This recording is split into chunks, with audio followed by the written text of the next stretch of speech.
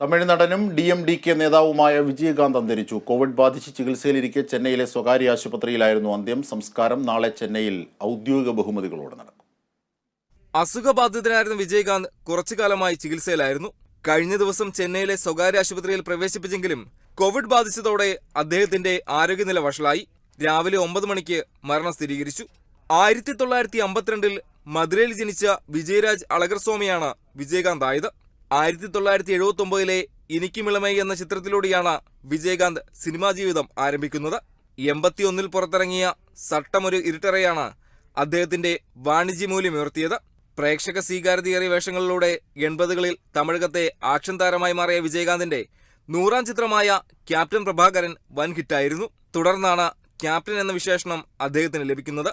ചിന്ന counter, Vaidehi കാത്തിരുന്നാൾ, വല്ലരസു തുടങ്ങിയവയാണ് പ്രധാനപ്പെട്ട ചിത്രങ്ങൾ. 2005 വിജയകാന്ത് ദേശീയ മുർപോക്ക് ദ്രാവിഡ ഘടകമെന്ന രാഷ്ട്രീയ പാർട്ടി രൂപീകരിക്കുന്നത്. 2006 നിയമസഭയിലേക്ക് നടന്ന തെരഞ്ഞെടുപ്പിൽ 234 സീറ്റുകളിൽ മത്സരിച്ചെങ്കിലും വിജയകാന്ത് മത്സരിച്ച മണ്ഡലത്തിൽ മാത്രമേ പാർട്ടിക്ക് വിജയം നേടാനായുള്ളൂ. പിന്നീട് 2011 AIADMKയുമായി സഖ്യമുണ്ടാക്കിയ DMDK 40 സീറ്റുകളിൽ മത്സരിച്ച് 29 എണ്ണത്തിൽ വിജയിച്ചു. തുടർന്ന് 2011 മുതൽ 2016 വരെ അദ്ദേഹം പ്രതിപക്ഷ നേതാവായി. തമിഴകത്ത് വലിയ ശൂന്യത തീർത്ത് വിടവാങ്ങുമ്പോഴും രാഷ്ട്രീയ രംഗത്തെ ഇടപെടലിലൂടെയും ശ്രദ്ധേയമായ കഥാപാത്രങ്ങളിലൂടെയും പുരൈച്ചി കലഞ്ചർ പ്രിയപ്പെട്ടവരുടെ മനസ്സിൽ എന്നും ഓർമ്മിക്കപ്പെടും. News desk, Kerala Vision news.